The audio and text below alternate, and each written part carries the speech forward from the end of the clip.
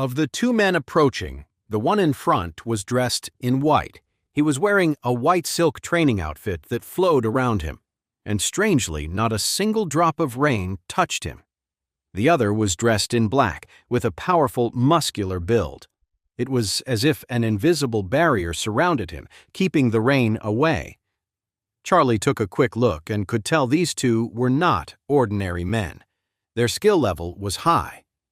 Just then, Irvin, who was watching from the car, suddenly looked like he'd seen a ghost.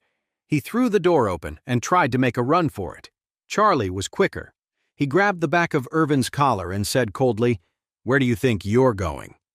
"Oliver Vincent! That's them! Oliver Vincent!" Irvin screamed in a panic, struggling to get free. "Mr. Wade, let me go! I don't want to die!" The muscular man sneered. "Huh, so you recognize us. You've got some sense. But we're not done here, so none of you is going anywhere." Oliver Vincent? Charlie looked at the two men, frowning as he tried to remember. A news story had been all over the internet and TV a year or so ago. He'd caught it by chance while he was cooking at home. The story was about a pair of ruthless robbers who kidnapped the son of the richest man in San Francisco and demanded an $80 million ransom. But the rich man had guts. Not only did he refuse to pay, but he also spent $100 million to hire an elder from the American Martial Arts Alliance in Southlake District to rescue his son. The Southern Martial Alliance was known as the most powerful force in the state, with its influence spread all across Southlake. They were a huge deal.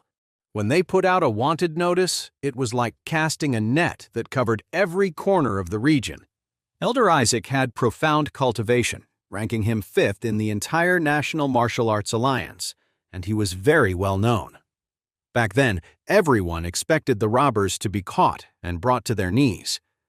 But as it turned out, Elder Isaac hunted them for 7 days and couldn't even find a trace of the robbers. In the end, to save face, he had to ask the entire National Martial Arts Alliance to get involved, but even they couldn't catch them. The robbers got away clean. After the robbers escaped, they cut off one of the richest man's son's ears as a threat, and the ransom was raised to $300 million. The richest man had no choice but to pay the $300 million ransom to get his son back. This just goes to show how powerful Oliver Vincent really is. They travel around, committing crimes, and if an ordinary person gets targeted by them, there's no escaping their grasp. This time, Oliver Vincent had come to Oris Hill specifically to kill Elsa. Elsa's face changed drastically. "After I came to Oris Hill, I've kept a low profile and haven't gotten into a fight with anyone. Why would you want to kill me?" The muscular man sneered. "We don't have a problem with you, and we don't even know you. Someone just paid us a lot of money to take your life." Elsa demanded, "Who is it? Who wants me dead?" The big man just smiled. "Why do dead people always ask so many questions?" Charlie stepped in front of both Elsa and his wife Claire and said coldly, "What's this? You dare to kill someone right in front of me? Have you asked for my permission?" The man in white replied with a cold voice, "Who do you think you are? My brother and I have killed countless people. A loser like you isn't even worth our time to kill." After a pause, the man in white added, "But since you were dumb enough to get in our way today, all of your lives are now over." Claire and Elsa's faces went pale with fear. These men looked like angels of death. You could tell they'd killed before. They had a chilling, intimidating presence. Charlie said to Claire, "Claire, take Elsa to the car. Don't worry about this. Leave it to me." Claire refused. "No, I'm staying with you." Charlie said coldly, "Go. Don't stay here and distract me. You'll just get us all hurt." Claire finally nodded and pulled Elsa back toward the car. As Elsa stumbled along, a stone slipped from her pocket and fell to the ground. At that moment, Charlie sneered and said, "A couple of ants, and you dare to yell at me? You two must have a death wish." The muscular man smiled with contempt. "We'll see who the ant is. Why don't you try me?" With that, the muscular man threw a punch right at Charlie's head. The force behind it was incredible, like he was trying to smash his skull. Seeing this, Charlie said lightly, "You have no idea what you're getting into." Then he kicked out, landing a perfect blow right between the big man's legs. The big man was fast, but he was nowhere near as fast as Charlie. One moment, Charlie was in front of him, the next, he was gone. A split second later, an agonizing pain shot through his groin. The big, muscular man let out a sudden scream, clutching himself as he collapsed to the ground, doubled over. A dark patch of blood started to seep through his pants. The muscular man was about to pass out from the pain, howling miserably. "Big brother, my balls! He crushed them!" The man in white never expected Charlie to dodge his younger brother's attack. What was even more unbelievable was that Charlie hadn't just dodged it. He had taken down his brother with a single blow. This made his expression change instantly, and he stared at Charlie in shock. He had an energy core himself, so he knew exactly what he was seeing. It was an incredibly powerful hereditary charm. He had to be a warrior who had been training for decades. But the young man in front of him was only in his 20s. He never expected him to be some kind of hidden master. If he fought him, the best he could hope for was a draw. At that moment, Charlie planted his foot on the muscular man's face, grinding his head into the muddy water. He said with a twisted smile, "Weren't you so arrogant just now? Now that you can't be a man anymore, tell me, how does it feel?"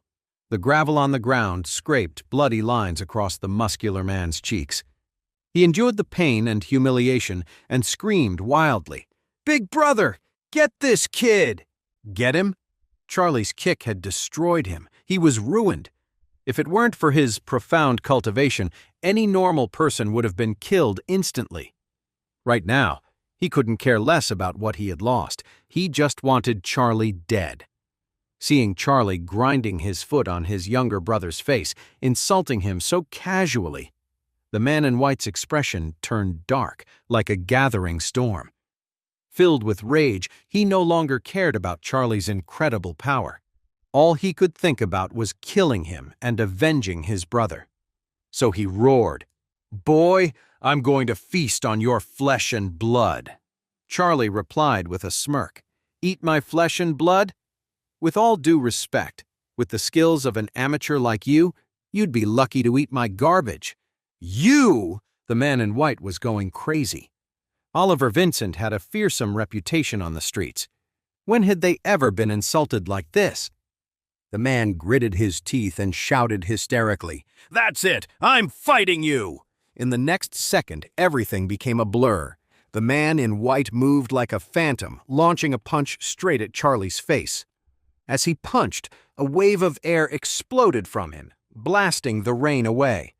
The air around his fist was so hot that the raindrops turned to steam. "He's trying to kill him!" Irvin cried out in horror, diving under the car. Elsa, who had just been pulled into the car by Claire, was so scared she held her breath, terrified that her savior was about to die because of her. Although Claire was also nervous, she had a strange feeling that Charlie could handle it. At that moment, Charlie watched the man in white with a cold expression. He seemed completely unimpressed by the attack. Just as the fist was about to connect, he caught it and twisted it a full 180 degrees. A sickening crack of bones echoed through the air, followed by the man's agonized howl. His entire palm was a mangled mess, completely dislocated and deformed. The bones were shattered, and his wrist hung limp and useless. "Big brother!" the muscular man on the ground screamed. Charlie didn't even glance his way. He just stomped down on his chest again. A loud crack followed. The muscular man's chest caved in. He choked on a mouthful of muddy water, then spit up blood. His body convulsed a few times and then went still. "My brother!" The man in white looked like he was about to fall apart. His eyes were bloodshot with rage, and a fierce light burned in them as a fresh wave of energy erupted from his body. The man in white formed his good hand into a viper strike. He moved so fast that his hand left a blur of afterimages in the air, creating dozens of hand shadows that made it impossible to tell which was real. Charlie stood perfectly still. The man's eyes glinted with murderous intent as he suddenly lunged, aiming a single finger straight for Charlie's eye. That single finger held all of his remaining energy, a final desperate strike meant to kill. He aimed to stab his finger into Charlie's eye, right through the socket and into his brain.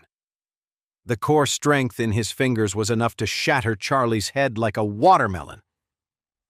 Charlie stood there, cold and still. And then he laughed. Pathetic, he casually slapped out. No one knew that his palm was filled with a powerful aura. The slap hit with more force than a car crash. With one swift motion, Charlie slapped the man in white, sending him sprawling to the ground. A dead silence fell over the area. Claire rubbed her eyes hard, almost unable to believe it. Irvin was stunned too. Were these guys really the legendary Oliver Vincent?